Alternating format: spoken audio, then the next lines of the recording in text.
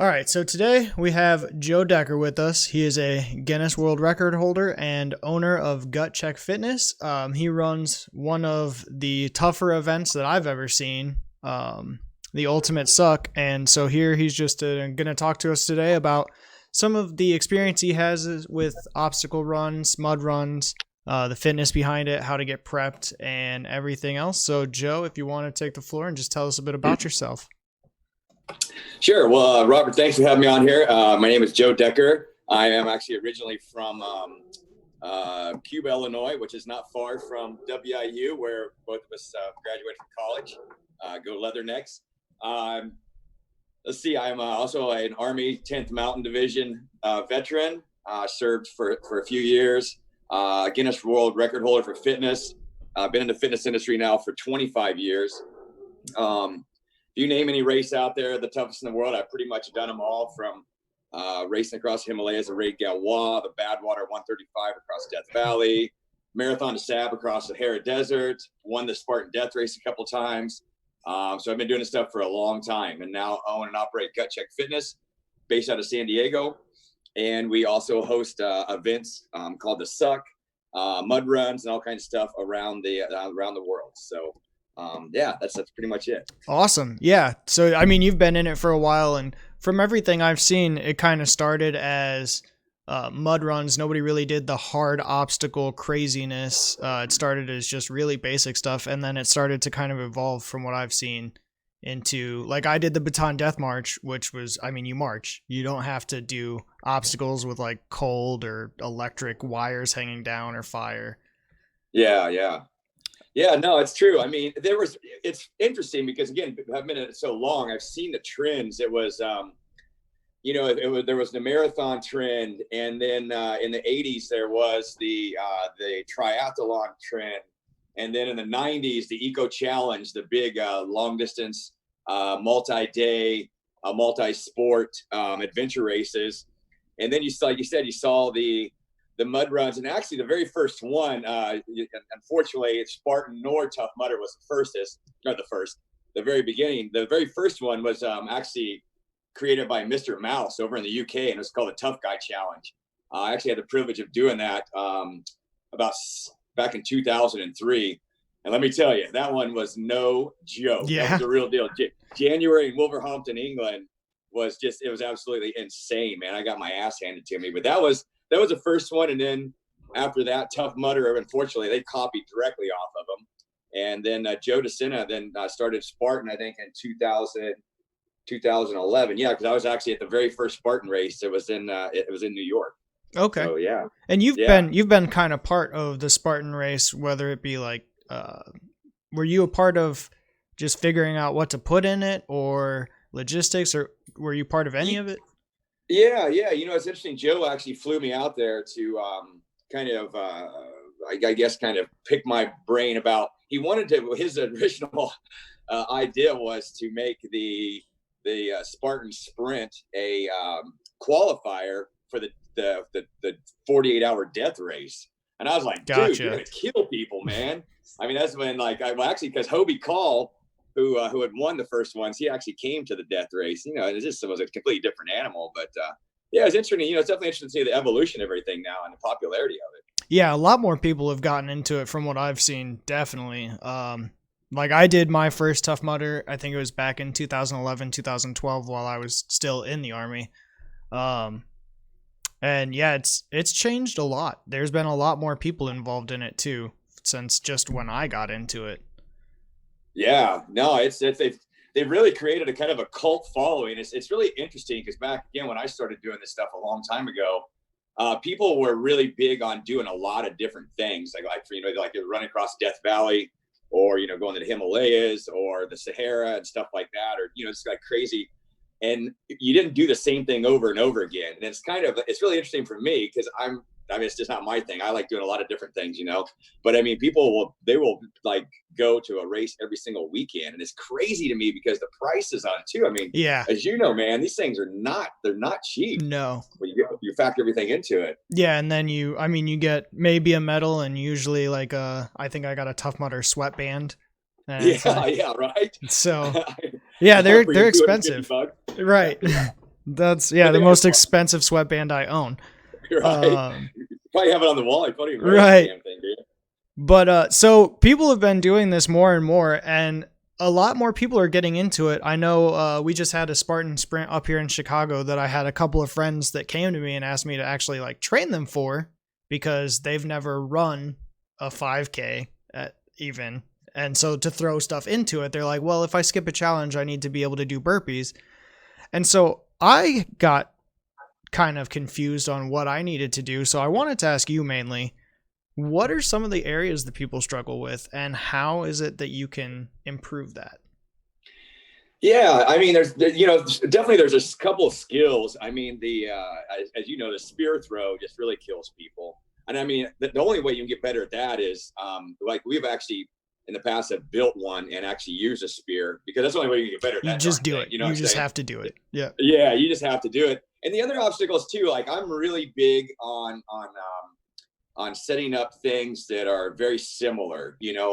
So say for instance, like if there's a jungle gym crawl, like when I set up and train people, I actually have them climb the jungle gym at a park, and you run around the park and kind of set up like mock workouts. So I think the biggest thing would be to find out what the different events are and then train specifically. You know what I'm saying? Right. Like there's an Atlas stone or a tire flip, so do an Atlas stone or do a tire flip. And the rope climb, that's another one, man. So many people can't do a damn rope climb, and it's like if you learn the skill, how to do a J hook or an S hook or something.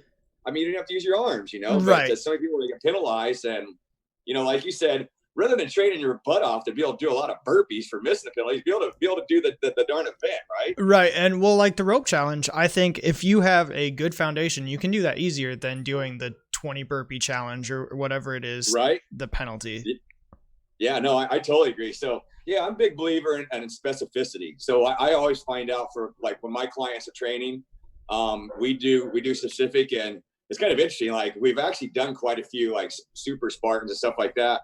And knock on wood, thus far, our teams have never lost. The gut check teams never lost at one of the events. And Right. people are like, oh, what do you guys do? I'm like, we train specifically. Yeah, you figure out what's going to happen and what you need to train for. Okay. Yeah. I mean, that makes sense. A lot of people, though, I'd go to the gym and think that they're going to show up to a race and be able to do some of these challenges. It's just not quite how it works. No, you can bench press or curl a lot, but it's not the same as climbing a darn rope or right. Or being able to run hills too. Because that's one thing that they do. They usually find if the terrain is such. I mean, out here in California, man, they get some monstrous hills, and you find people that they don't train on hills, and they get there and they get their ass handed to them. I'm like, dude, it's going to be hills there. So right. So you actually have your own the suck and the ultimate suck, where I mean you guys lay it out for them what's going to happen, what all is involved. Yeah, I mean, I take a lot of it. I've been doing this stuff for a long time. I love it. I love pushing myself. But then I want to create an event that, having my background in exercise physiology, like you do, and my wife, she as well, we wanted to create an event that was actually a well-rounded fitness event, but to really find out who the toughest man and woman was out there. I mean, I wanted to incorporate the strength component of it, the strong man, the side, and then also the endurance component, and then also a military component where they're carrying heavy packs and stuff like that. And then definitely a mental component where they're up. I mean, we do 36 hours, and that's always the deadline for it. And people are always like, well, why 36? When I start factoring in all the races that I've done, which is a lot, from the Death Valley to the Guinness Book to the Death Race to all of it, I found out I took the top 10 toughest races that I had completed, and my average time for racing was 34.4 hours. And I was like, okay. Holy crap. Because it seemed like after 36, your ability to really push yourself now becomes, as you know from the military, it becomes a slugfest, man. You're a zombie. I mean, you're moving, but you're not racing. You're not, and you're not even paying attention to what exactly is happening. You're just going. Yeah. Exactly. So yeah, we created these, but it's really cool because it's right there in the Midwest, but we also have a 4-hour, and then we have a 12-hour as well. So people can take baby steps into it rather than just going for 36. Because I mean, as you know, I mean, 90% of people out there can go to 36 hours. Right. There's people I know that can't even stay awake 36 hours, let Yeah, alone right. be going like physically for 36 hours. Exactly. So Yeah, yeah, no, that there's makes definitely, sense. yeah, and we have, there's definitely a set amount of tasks that we put for every event, and if you don't complete them, you don't go home. I mean, not everyone's a winner here. I don't believe in that, that bullshit. Everybody's a winner. It's like winning's earned, Right. Yeah, no, absolutely. And so you do have the baby steps, but do you also have any like resources for people that want to get into this kind of stuff? Facebook groups, YouTube channels, anything? We do. Yeah. We do. We have we have a Facebook group, Gut Check Fitness. We have the Suck page, but then underneath the Suck, we have a group called Embrace the Suck, which we talk about. Everyone talks about training, like whether bucket carry training or whatever they're doing for humping and stuff like that, pack training and stuff. So yeah, there's definitely a lot of resources. Or I actually do online training. I'm actually training a couple people, well, not actually quite a few people right now for either like Spartan hurricane heats or big tough mudder overnighters, or actually even a few for the Suck and stuff like that. Okay, so people can find resources on your Facebook pages or contact people that can actually just help them get ready for these. Totally. Yep. That's kind of our specialty too. Like we don't really, with the Gut Check Fitness, we really cater more to the people that have been an athlete before, have maybe been in the military. A lot of vets. I work with a lot of vets, which is really fun and active duty. And so it's generally like people that are mid-level but want to take it to the next level. You know what I'm saying? Right. Like we're not, fortunately, like we're not a fat farm or not really for beginners. We're out there if you want to take it to the next level, Yeah, absolutely. Well, I mean, if you're looking into the Tough Mudder or any kind of race, I feel like you're probably not a couch potato. Exactly. So most people have somewhat found that level of fitness to even start this. So yes, that makes sense.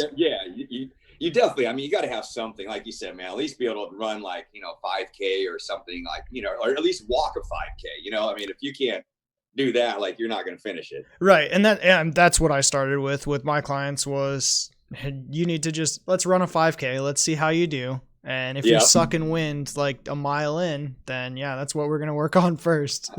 Exactly. Well, so when do you guys have the events? Is it like semi-annually, biannually? How many events a year do you guys usually have?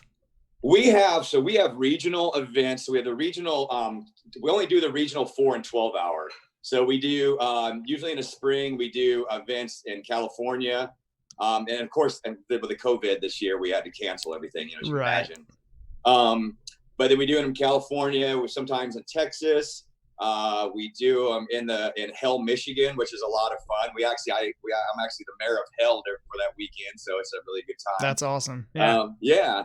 But our big one, the 4, 12, and the Ultimate Suck, we have it every single Labor Day weekend on my parents' farm in Cube, Illinois. It's about 30 minutes south of Macomb, and we get people come from all over the world. I mean, the Australians love it. We always get a good Australian contingency. We've had people from the UK and Canada, and so yeah, we've got about right now about 30 to 40 people signed up for this year. We usually get between 50 to 75. So right, and that's for all of them, or is that just for the Ultimate Suck, the 36 hour?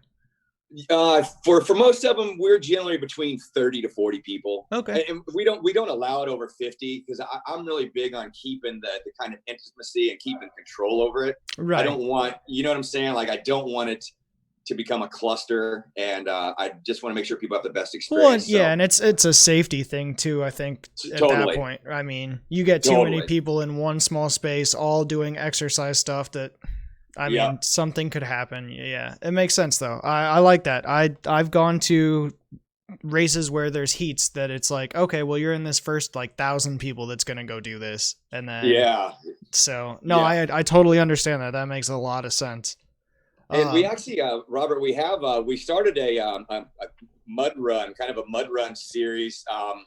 And the reason, because my wife and I, we love wine, but we love fitness too. So there's a lot of really small, like I would call like tier 2, level 2 wine regions around the United States.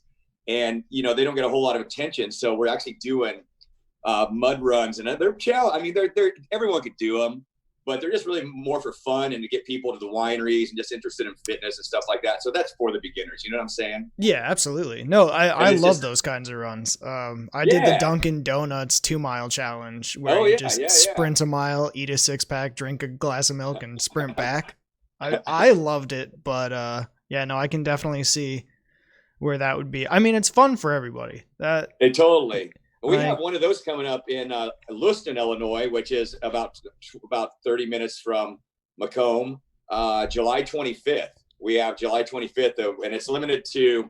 We're only limiting it to 50 people, just because, and we're going to make sure everyththing's up to regs when it comes to COVID stuff like that. Right. You know what I'm saying? So spread them out, but it'll be a lot of fun. yeah, no, that sounds like it. I like the challenging aspect of races, but I think the fun races have their place too. Like, I love the fun races. Right there, yeah, I totally agree. I mean, it's just nice, it's like it's nice to go balls to the wall, but then it's nice just to go out and just enjoy yourself. And like you said, man, eat donuts or drink a couple beers during the race. Right, and yeah, that's one of my best memories from the Army, actually, in one of the races I did, and it wasn't really, I wouldn't call it a race. It was the German sports badge. Oh yeah, I did the same one. Yeah, you do the 12K road march, and Yep. I was up in Fort Belvoir, DC, where there's actually like the German post right down the street from us. So they all came out and brought kegs of beer. They made like Yep. split pea soup, and oh, it was awesome. Like, that was fantastic. I think I had more fun with that than doing. No, it was a good time. So where can people sign up for the Suck or the Ultimate Suck or any of them? If they go to our website, just gutcheckfitness.com, Robert, you can find everything in there. It's got our events. It's got we have a certification. We got the mud runs. We do all kinds of fun stuff around the nation, around the world, and our virtual events, stuff like that. So yeah, gutcheckfitness.com, and they can find everything they need right there. Awesome. Well, thank you for coming on today. It was awesome talking to you. Hopefully, we can get past this COVID thing and get a lot more people out there doing these events, because I know right now everything's just at a standstill. Oh, it is, and it really is. So yeah, I mean, I'm right there with you, man. Hopefully, we get back to normal again, huh? Right. Yeah. But Joe, thanks for coming on, and we will talk to you later. Sounds good. Hopefully, I'll see you at the Ultimate Suck if you're around Labor Day weekend. Oh, we'll see. Yeah. Hopefully. But all right, Joe. All right, take care.